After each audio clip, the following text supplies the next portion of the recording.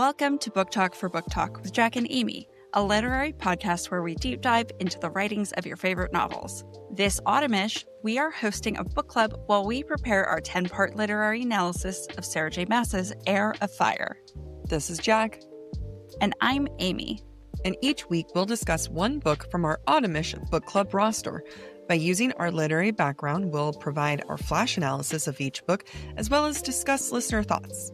This week, we're discussing Where Shadows Meet by Patrice Caldwell. The views expressed by the hosts are entirely their own and in no way represent the thoughts or intentions of the original author. This podcast is a discussion shared to spark thought and conversation on the characters and themes of this novel. The interpretations presented in this podcast are just a few of many possibilities. Listeners are encouraged to read along and share their own analysis of the text. Though the hosts speak mostly within the constraints of this book, series spoilers may be discussed with or without warning. Explicit language, as well as themes of sex, violence, abuse, depression, self-harm, and death will recur throughout this podcast. Listener discretion is advised. If you're enjoying the podcast, please check out our Patreon for more exclusive content. You can find us at patreon.com/booktalkforbooktalk. All right. So we're here to discuss a book, and hands up. Hands up. No tits up this time. No tits. It's a great concept. I'll leave it at that. I loved the representation. I wish it was more memorable. Yeah. Well, it might be a flash analysis because I don't think either of us remember this book. Yeah, we talked about that this morning at the gym, and I feel really, really bad about that. But I have the general gist of the story. However, I don't retain a lot of the details, and it makes me sad because this book, I think, is a perfect example of a new spin on vampires, which I would love to enjoy. It has, race representation, it has sexuality representation, and all of these things are exciting. Yeah. And it's got the right sort of interesting themes. There's something about the execution I prevented myself from being able to stay focused on it. I have no idea what to say because same. Everything about it is what I want, is what we need. The concept and the origin of vampires are very interesting. I love vampires. I wrote my whole ass dissertation for my master's on vampires. Like, give me more. But even as I was listening to it, because we both listened to it on audiobook, it wasn't even like I was trying to get through a bad book, if that makes sense. So it's not like I don't have the feelings of this of like, oh my God, I hate this book. I can't believe I have to finish this. Like, and I've had those experiences where I'm like, well, I've committed this far, right? I don't even know any feelings I had. Like, it just would be, oh, is this where we are? Is that what happened? Is this what we're doing? Yeah, I can definitely say I didn't hate the book because there are definitely books or stories that I've read where I'm like, oh my God, I cannot wait for this to be over. Yeah. Instead, with this book, I was always waiting for a hook. I was waiting to be gripped by the story or by the characters. Yeah. And for some reason, even though there are emotions in the story, I never felt emotions. Yeah. It honestly felt like we were just kind of on a boat that was in a current, and it's not like the current was a leisurely stroll, and it's not like the current was particularly fast. It just kind of was. And you look around at the scenes happening around you, at the scenery, and you're just like, okay, that's nice. Okay, that's nice. But I struggled so much on trying to remember who's who, what's going on, And I don't even want to say, because some people, we're going to go over Goodreads reviews, and some people were saying too many point of views. We've read books with more point of views. We've had 4. Yeah. Yeah. Although someone made a good point that it kept switching tenses between different point of views. I didn't even catch that. I didn't catch it either. Maybe if we'd read it, I would have caught it. Maybe if we retained anything, we would have caught it. Also that. Also that. But there were a lot of point of views. There were a lot of there was only 2 storylines happening. That's the other thing I can't figure out. It's not like we have 5 storylines and we're following all these characters. There's 2. Yeah. And everything about both of them I am interested in. Yeah. I just was let's talk a little bit about those storylines. Yeah. Before we jump into that, I just want to say, like, to your point, this has all the ingredients to be a fantastic book, but either it's underbaked or overbaked, and it just didn't come out. Soggy bottom. That's my Great British Bake Off. I think it's kind of like when you put all the ingredients together and then you sit there and wonder, why did the bread not rise? Did I not put enough yeast? Did I not put, why did it not rise? Yeah, did I not prove it long enough? Yeah. That is the vibe of this book for me. It's, I'm like, I like sourdough, but why is it not sourdough now? Why is it something else? Yeah. Okay. So shall we go into the 2 storylines? I can give a quick synopsis. The 2 storylines that we're dealing with are basically 2 romantic couples, and one of them is about Favre and Thana. And Thana is a former princess of the gods, and she decides to kill her father because the woman she loves, Favre, has been threatened by him. And so she kills him. She takes his throne. She wants to be queen. The gods end up turning on her. So she's like, you know what? Let's go down to the human world and I'll be queen there. Now, when she killed her father, he cursed her. And he cursed her such that she became a vampire. So Thana turns Favre into a vampire and their friends into vampires. They rule the human world. And as time passes, Thana kills all her friends because they're turning on her, quote unquote, turning on her. And in the end, Thana is sealed away because she's evil. Well, you missed the pregnancy. Oh, that's true. There's a prophecy that Thana will be killed by her daughter. Favre gets pregnant with Thana's baby.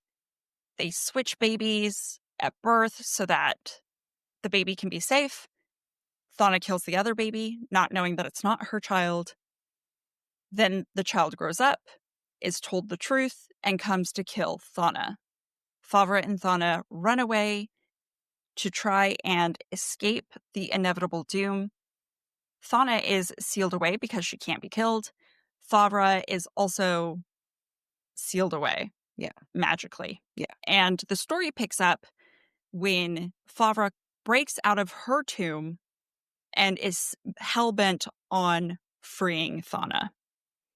Great job. I constantly, Frava and Thana, too similar of names. Yeah, that's fair. I was like, which one's the queen? Which one is the wife? Yep. Because actually, that is my question again. Which one is the... Thana is the queen vampire. Favre is the former kind of like... And so who's the one who gets... who's the one who breaks out at the end? Thana or Favre? Favre breaks out first. Yeah. And then lures the princess because she needs her blood to free Thana. Okay. Love it. Okay. So that's one storyline. Yes. Throughout that, there's another storyline with Najja and Leyla. So Favre and Thana's storyline is like 2,000 years ago. Mm-hmm. Leyla and Najja's storyline is present day. Najja is from a race of humans who are seers.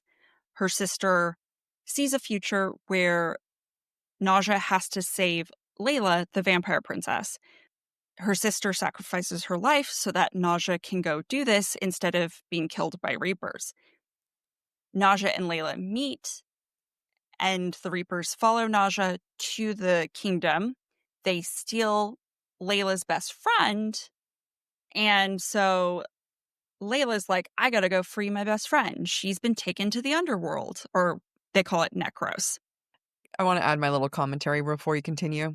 Yeah, go ahead. Layla's like, I'm gonna go free my friend. And then her brother goes, hey, I'm a general. I think I should come with you. And she goes, no, you can't. Think of our mother. And they say, yep, that sounds good. No other solution is great. Mm-hmm. Not sending a guard with you is Mm-hmm. totally not an option. Right. They send these two non-warriors, Young women, too. They're young young. women. Yeah, they're like barely 18 Yeah. to go to the underworld Yep. to save Layla's friend. These two don't know each other. The only reason why Najja is with Layla is because her sister said, you will save the princess. Not that she wants to save the princess because the princess is a vampire and Najja is human. Yeah. Nevertheless. And, Mr. General couldn't come up with another solution of sending a Yeah. guard. Malik, her brother, had no good solution. And Queen Karina, the vampire queen, obviously doesn't want Layla to go anywhere. But Queen Karina is dying. And so for some reason, it's enough for Layla to say, Malik, you need to, what if our mother, what if something happens to her? Anyway, they go on this adventure. Oh, no, Oh, at go one ahead. point they meet with rebels. Oh, they do And meet with and rebels. she's like, Layla's just walking through the slums, and then she's sitting there thinking, my kingdom has poor people? What? Yeah. I had no idea. And then people are on the street saying, down with the princess. And then she meets rebels. And then we just kind of walk away from them. Yep. We do. We do. And then we walk away. Najja gets bitten at some point. Mm-hmm. Layla saves her. They make it to the Sea of Sorrows that they have to cross to get to Yeah. Necros. They have a fight I don't Because understand Nausea didn't tell her something about a that I'm vision she had. not entirely sure of what she didn't tell her. And I want to say I replayed that. So, Najja had a dream that her dead sister told her that Layla will be the cause of the end of the Oh, world. right. And she didn't tell Layla because she thought she was just hallucinating from venom. Yeah, that's fair. And that's fair. And Yeah. Layla gets really mad and says, fuck you, and takes the boat to cross the Sea of Sorrows. Yeah. And Najja doesn't do anything. No, Like, Nausea just stands there and watches her go and goes, wow, there goes my first relationship. I guess I spent all these months and days trying to save the princess just to give up on it. yeah. But don't worry, they hooked up, so it's fine. Layla gets to Necros.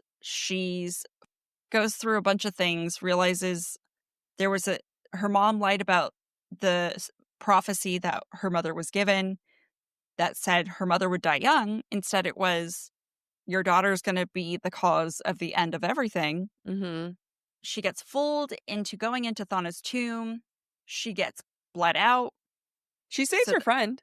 she saves her friend. She has to willingly bleed to revive Thana, and she does so because it's required to save her friend. Yeah. Then Layla shows up and saves the day. But did she? Because they just they walk away and then the queens are free. Yeah. And at one point, sorry, there was this one moment where it still haunts me. The random things that I remember after Nausea wakes up after the poison and hallucination, she immediately gets up and says, "Dance with me." And there's no answer, rhyme or reason as to why we're dancing in the forest or Yeah. history of, I wish we could have danced at the ball together. Yeah. So there was Yeah. that. Great summary. I'm sure there's more, but that's what I remember. No, I mean, you did it. I think I'm catching here is that motivation is lacking everywhere. Mm-hmm. The motivation to save the princess is like, it's her sister's final wish. I think that's enough Mm-hmm. motivation to get to the princess, but is that enough motivation to say, I'm going to go on this journey and stick with you? Not really. No, not really. Wanting to go save her friend. Yes, that's motivation, but is that enough motivation to do it in a stupid way? Right. You know, Right. like I need it to be more send the guards with them. Oh, we have to slip out because of some other crisis or something, right? Mhm. Everything about that story in particular was lacking stakes. The stakes weren't particularly high, which is funny because in theory, the stakes are really high that they need to save her Mhm. friend. Mhm. And at the same time, it's just kind of a casual stroll through the forest and even when they meet the rebels, it's like, wow, the rebels give them money Yeah, the rebels are like, "Hey, just, like, here's a bed and some food and go take a shower, it's and fine. have Even some though we money. know you're the princess Yeah, and we're trying to go against you. and your mom." Yeah, but let's give you a warm meal. And we're Mhm. never going to come back to this ever again or have character growth surrounding this. Yeah, I mean, it's a duology, I think. I think it's Yeah. supposed to be. So, maybe they circle back around, I have no idea. To me, I'm learning from this book and other books I feel like we've covered is if you're going to have a circle back for book 2, you need to have 2 circles in book 1. I'm deciding this now. I need it to be you know what? I'm going to do an example in many ways. Maybe this isn't a great example. I was going to do Reese with Akatar. We kind of have like little moments that she keeps coming back to. Like, okay, here's one: the cereal. Mhm. Feyre only meets the cereal once, but the Yeah. words of the cereal haunts her throughout the rest of the book. Yeah. So that's that's the circling back to it again. Mhm. Yep. Yep. That's a good point. What's another one? She only sees the cereal once in Mist and Fury, Mhm. but it's necessary to be able to heal Reese, find out their mates, and all that jazz. And at that point, you've already done a fair amount establishing in book 1 and the fact that it drives her, ideas and her motivations throughout the Mhm. rest. Yeah. If you're going to circle back, and it could be a thought, it could be something, but if you're going to have a plot device, which progresses the plot or progresses the characters or something or Mhm. other, and plot devices are fine. You're not Yeah. going to get a book and not have a plot device. Right. But damn it, you got to do that plot device well. Yeah, and the rebels, I mean, I understand, "Oh, well, they're basically like, 'We'll treat you nice so that, you treat us nice later.'" It just doesn't jive with the fundamental No. class divide aspect of this. Yeah. I mean, we don't get anything beyond, hey, by the way, there's poor people. Yeah. It's not like Najja comes from the slums, right? And she's Mhm. trying to show her. It's just more of there are slums in this world. Shouldn't you be concerned, a princess? Their storyline and like even their love, like I wanted to love their love so much. I wanted Mhm. them to fall in love and I was not rooting for there was like no chemistry for me other than I think I'm horny for you now. Yeah. I mean, they kept staring at each other. So, like, Yeah. she did a lot of setup of like, "Ooh, she's cute," or Yeah. Yeah. "Ooh, she's kind of half naked right now." So there was setup there, but if I'm not invested in the characters, I'm not invested in the romance. Yeah, which is unfortunate because I wanted to be. That's why I picked this book. I wanted Yeah. representation. I want to point to the dynamic of a different couple that I actually was interested in, Mm, and that's Favre and Thana. Too close of names. Mistake number 1. So I loved the idea of a relationship that kind of starts as a whirlwind romance in many ways, but mhm. what happens when the person who's like, "I'm gonna kill my father and we're gonna be together forever," and then the other one's like, "Ooh, I don't know how I feel about that. Maybe we should have Mhm. had a conversation." And then Yep. you're kind of trapped in that, and it was an abusive relationship. Oh, absolutely. Not physically, but very threatening of physical and Mhm. emotional. Mhm. And Thana, the one Mhm. who was married into it, like, she just could not get out. She was trapped. Fav Favre. Fauna yeah. Favre could not get out of that relationship. She was trapped. I think that I actually would have been okay if I had a whole book of them. I completely agree. Honestly, the first book could have just been them because there is something very fascinating that's happening where Favre is reliving the abuse and neglect of her mother through her relationship with Mhm. Thana. Mhm. And she's determined that it's different, even though it's not. Yeah. And she's made, in her mind, the ultimate sacrifice. She's given up her wings to make the sword that Thana used to kill her father. And that was her sign of love. And then she spends the next 2,000 years regretting it, Yeah. but trying to convince herself she doesn't regret it. I mean, even the symbolism and the imagery of the fact that Favre has to give up literal parts of herself to make to her magic. She has to give Mhm. up toenails. Her mom only had like 3 toes left because of all the times that she had to do magic. Yeah. She's literally giving herself away bit by bit to this relationship to Thana, and she doesn't want to. Like, she doesn't want to do that, but she's so trapped in it, and that's the only option for her that Yep. she sees for herself. I don't mean this beautiful in the way of like, that's so nice, but like it's beautiful in the sense that it's so tragic. Yeah. And their relationship, I wanted a lot more of that. Yeah, I agree. I wanted to understand more of Thana's motivations other than power, Yeah. because there has to be something that Favre fell in love with Yeah. initially. Hmm. I mean, what I find Thana to be interesting is that there was the threat that her dad could have had a son. Like, she Mhm. just kind of was the only option, and there's this almost like a countdown over her head, right? Of when is there going to be someone else, and what's it like to have a father who's just waiting for a better option, Mm, right? And mhm. trying to prove herself. It's almost like she would have taken any reason to kill her father. Yeah, Does she it's true. even love Thana? Favre. Favre? Like, does she even love her?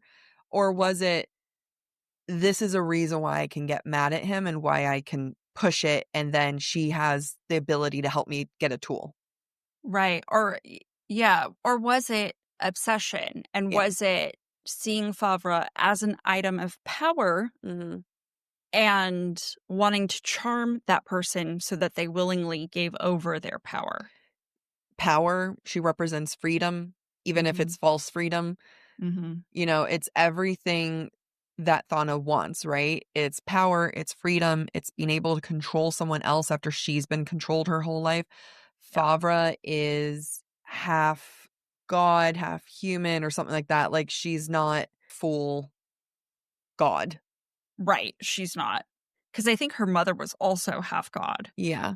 So it's just kind of like, here's a lesser being than her. Thana is lesser because she's not the male heir. Then she can find someone who's more or less than her. And then Yeah, by being with her and going against all the gods, it's then proving, oh, I can get what, not just like I can get what I want, but it's I can go against all my trauma. And mhm, again, it's not about saying, "Hey, I love this woman. We're gonna be your ruler's bitch." It's so much more. And what's it like when they both walk away from things willingly? Because I was very much on Favre's side, feeling sympathetic for her, right? yeah, yeah. But then Favre is like, let's go take over the humans. It's okay. We can leave this land and enslave the other ones." I don't know that that's what Favre said. I thought Favre was like, "We can there's another place we can go." She said rule. Oh, okay, well, yeah, that's messed up. Yeah. I mean, but like, it shows that neither of them are perfect, right? Oh, They're yeah. they're perfectly imperfect for one another. So I think when you have these two storylines, and I can understand what Patrice is trying to do, where Mhm. you have the juxtaposition between this couple that's not abusive and they, really care for each other versus the other couple that is in some type of like super intense toxic relationship. And, I think that that's not covered enough of abusive relationships within same sex couples. Mhm. There's a lot of dismissal over domestic violence of it. Like, there's a lot of people, especially between two men. It's really, there's this idea of like there's no domestic violence between two men, and like it's not the case. And even with two women, right? It's Yeah. harder to unfortunately, it's harder for, police and any other people outside to take those seriously. And again, I was like, yeah, show me this. Show me this tense relationship that's clearly unwell. At the same time, show me this really cute, young, budding romance between the other Mhm. two. Yeah. I think that's a dangerous line because I could see how maybe there are people in the queer community who are like, well, I don't want to see abusive queer relationships because that vilifies us and we're already vilified Yeah, yeah. by so many other people for whatever reason because of their religious belief or whatever. So I can see it. I like that there's balance. Mhm. I think that is necessary, right? That you have a very unhealthy relationship balanced with, I don't know if it's healthy, but, a more naive sort of relationship. The other thing I want to say is that it's very interesting the absence of fathers everywhere Yeah, and the tragedy of mothers in all of these women's lives. yeah, I liked the exploration of the various mothers, right? One mother saves her daughter by, giving up her own life because of a hurricane. One mother turns on her daughter because she wants power. Another mother yeah. is trying to control her daughter because she's trying to prevent a bad outcome, but doesn't understand like how she's pushing her daughter away. It's all interesting. I wish there were more to. More than just killing them off. Like, Yeah. I almost wanna call it the Disney effect, because there was one point when Disney was coming up with more cartoons in the '90s, they had a moment of like, "Can we stop killing off the moms?" Like, even Mhm. they were just like, "Ooh, should we look into this?" And Yeah. I can understand that it's hard to bring in that layer. I'm thinking about all the books we've done for book club, and Hunger Games and A Cruel Thirst both had heavily involved parents, and that added layers. Mhm. When the moon hatched, not not a parent in sight Yeah. there. And then again, there's, for this one, Where Shadows Meet. Parents, who are they? Not a clue. I mean, Layla's mom, The queen. the queen, is interesting to me because she almost seems abusive, but in actuality, Mhm. she's panicking over her daughter's fate, right? Yeah. And trying to raise her daughter to avoid that fate, Yeah. but withholds information and therefore comes across as abusive and controlling. Mhm. So it is an interesting dynamic, but it's still, I feel like this book is also another example of how mothers are always problematic in fiction. And Yeah. I don't mean it as in the mothers themselves are problematic. I mean, writing mother characters or about mothers is super duper difficult. And I actually just created a social post on this Oh, for us to really? post. Oh, Yes. tell me about it. Mothers in fiction can go, I think, three different ways.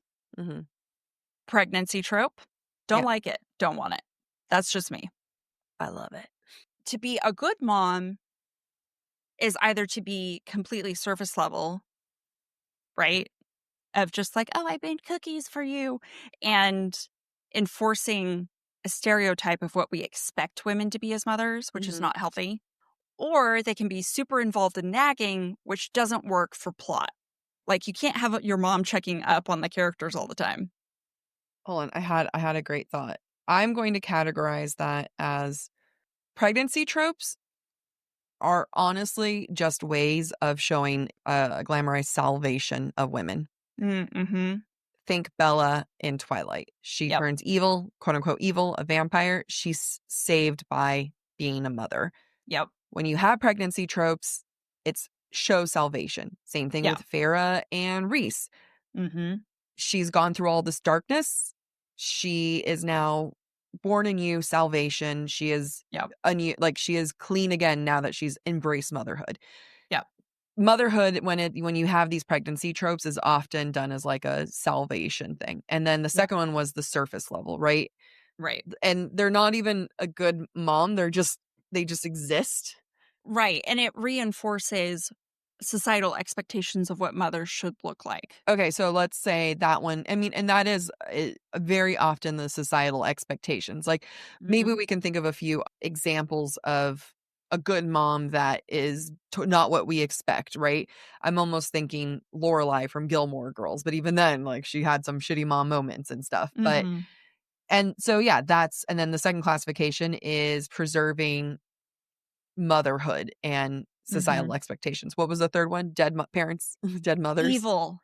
A evil. bad And mother. then the A bad bad mother, yeah. mother is evil. Think The of Mother condemning them, Archeron. the condemning Yes. of women. Yes.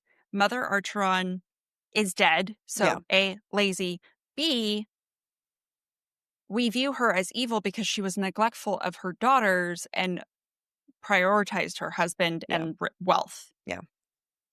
You can't win. No, and honestly, once she died, they became poor. So, Right. she kept that shit together. I'm not saying Like, that she did a good job, but if well, you and then there wanna. was just, and then she's the cause of conflict and Oh, yeah. trauma among all the Yeah, daughters. yeah. Yeah, She's the, yeah.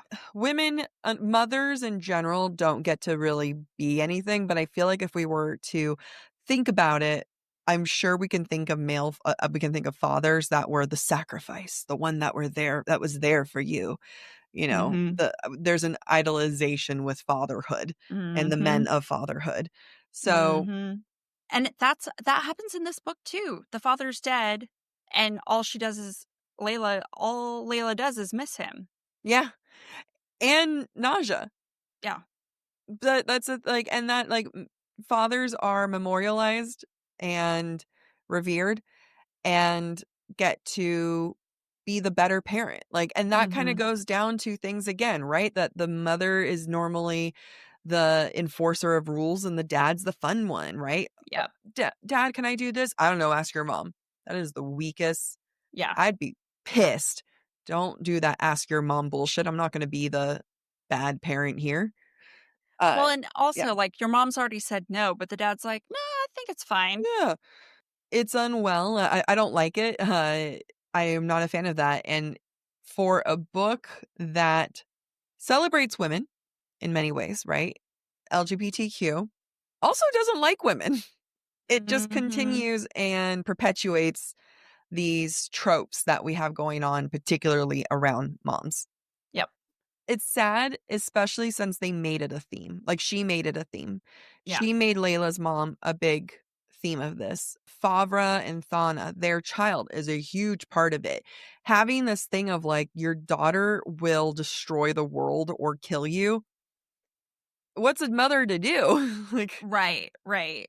Yeah, and, like, for a moment, Favre's, like, wants to protect the child, but the second the child comes to kill Thana, Favre's like, "Thana, I gotta save you. Let's, like, pick a yeah, side, man." right? That was your out. That Yeah, was, yeah. yeah. It's interesting because we get these moments where mothers are put in impossible situations to make Mhm. impossible choices. What's someone supposed to do? Hey, here's a prophecy. Your kid's going to kill you. Great. I'm just going to raise them now.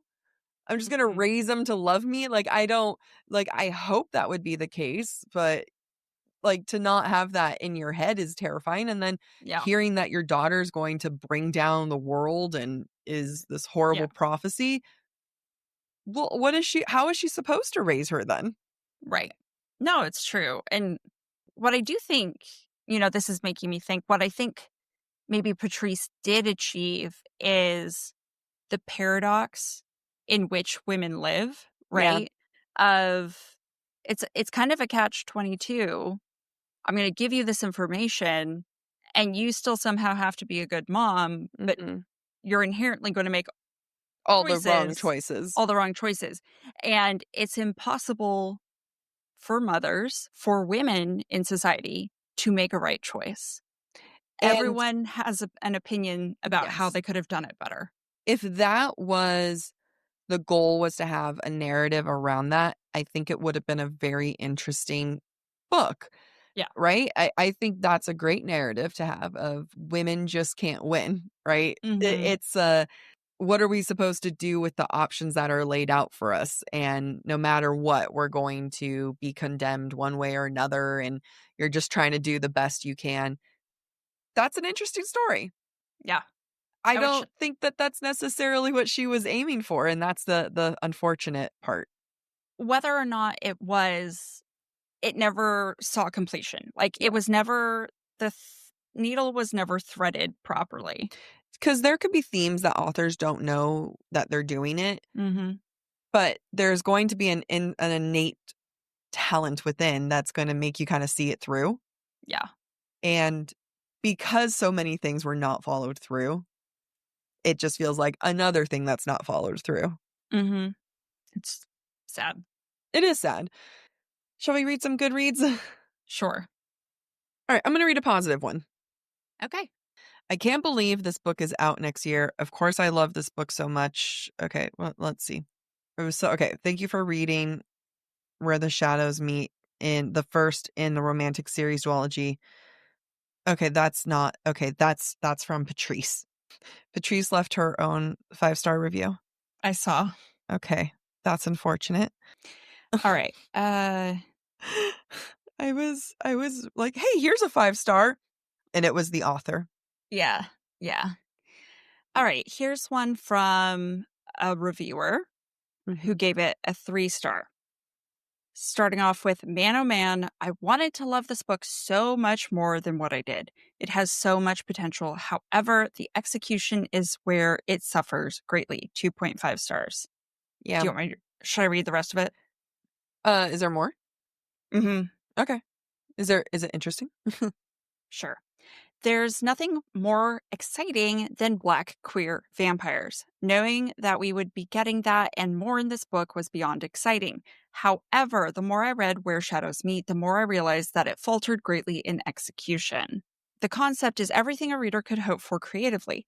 However, there are too many elements with too many threads to help with the development of a cohesive story. So, kind of along the lines of what you were saying. Yeah, I'm gonna read this next one. I started reading it. I was like, yeah, and then I saw it's from a man, old white man named Michael, and I was like, don't you dare make me agree with an old white man. All right, so this is what Michael said. Sounded like a great idea. Vampires, gods, humans, and actually a new kind of vampire. But alas, it didn't work for me. Too many funky names, too many characters to count and keep track of, and too many titles for so many, too much of the story jumping around. Now, here's the part that I didn't even realize how, I mean, it wasn't until so we were listening to it and it was at the very end we had listing of just the family trees. I knew it was trouble right at the beginning when I saw the royal family tree. I wanted to love this, but it did disappointed. So that's another thing. If you need to have a giant thing lineage like map, you can't let that do the work. I want to go back to something else that the reviewer said about the jumping timelines. I liked the jumping timelines. I Yeah. actually don't think I think she did a good job with it. Mhm. Mhm. I agree. Okay, here's a 4-star. Okay.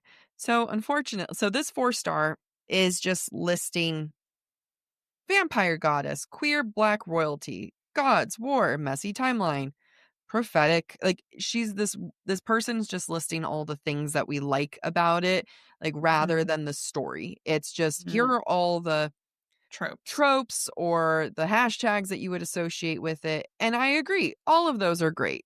Tropes need do not make a review for me. Yeah. Someone who gave it a no, wait. Yeah, 2-star said there were a lot of info dumps and rambling, not to mention jumping from third to first person from 3 different characters, Mm. including diary entries from the past and interrupting the present. Oh yeah. I actually didn't mind those. I think Yeah. she did a good job with them. Yeah. While it sounds like it would keep a reader's attention, it lost mine. It was hard to keep track of who was speaking and, more importantly, why they and their story mattered. The most discouraging part was the diary entries. They felt so out of place, and with them, I knew what was happening and going to happen within the first few chapters, and that took the fun out of the story. Mhm. All right, I'm going to read a 5-star cuz Okay. we need to read some 5 stars.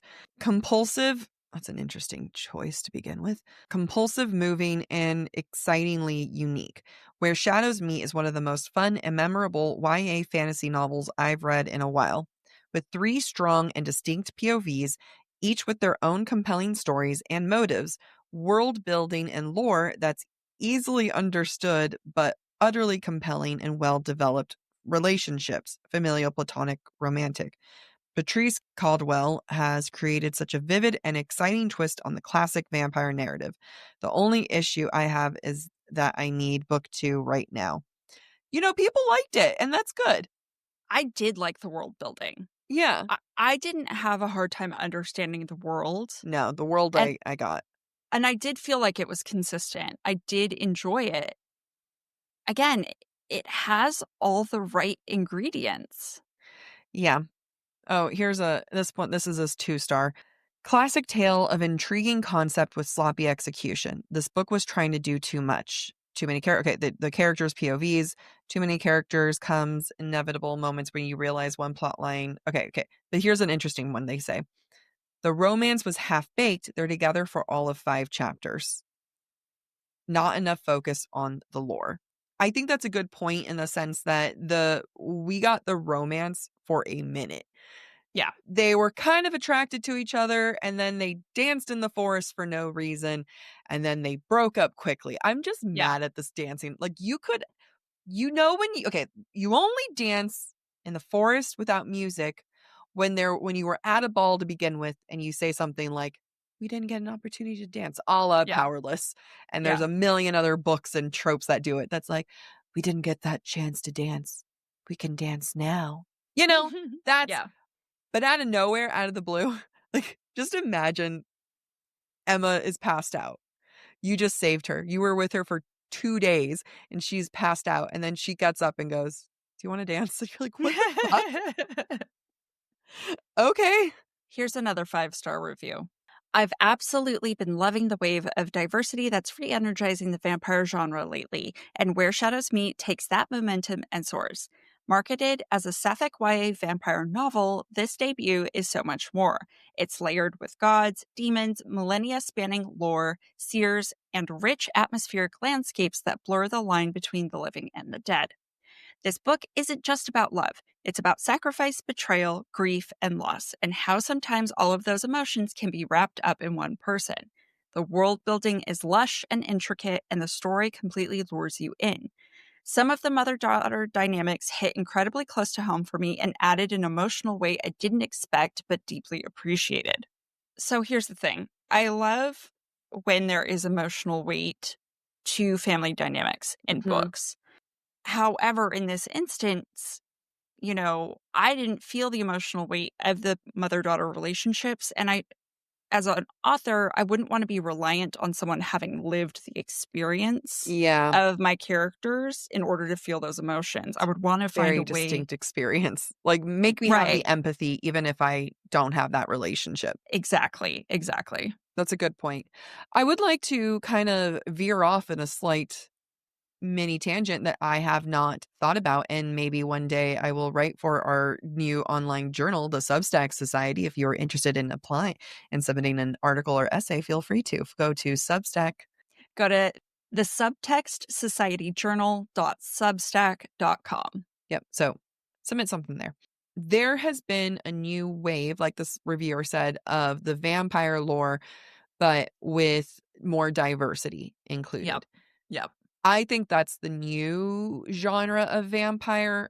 The last time I wrote about vampires was for my dissertation, and it came up to the point of the female vampire being saved. And I took it from the vampire concept from gender, I mean, hence the gender politics of vampirism. But I think that you can make a point of saying vampires are normally showing marginalized people within communities while you have the main bad vampire. So Dracula, the main bad vampire. Mhm. Dracula's brides. They're so feral, they can't handle themselves. They're, insatiable, right? And then you have something like Underworld. That came out in late 90s, early 2000s. You were getting a lot more, second or third wave feminism was really getting its stride at that point. You have this concept of like werewolves and vampires. So like I can probably make a case if I thought about it there. And then you now have things like this book or even a movie. Should I ruin the movie in case no one's seen it? I'll say it. Sinners, which was a great Mm. example of you have this white vampire coming in, targeting Black community and turning everyone there into vampires. And now this marginalized group continues to be marginalized, but then there's this concept of gaining power within that. So, I mean, the idea of vampires is very interesting because you can look at it on so many different levels, right? Are you gaining Are you getting strength, or are you losing strength by continuing to be marginalized and having to live in fear and being even more of a minority than before? This continues to be a part of that, even though in this book, being a vampire has nothing to do with race or anything like that. Same way that Sinners wasn't, you're a vampire, therefore you are Black. Like, that's not, it wasn't about that.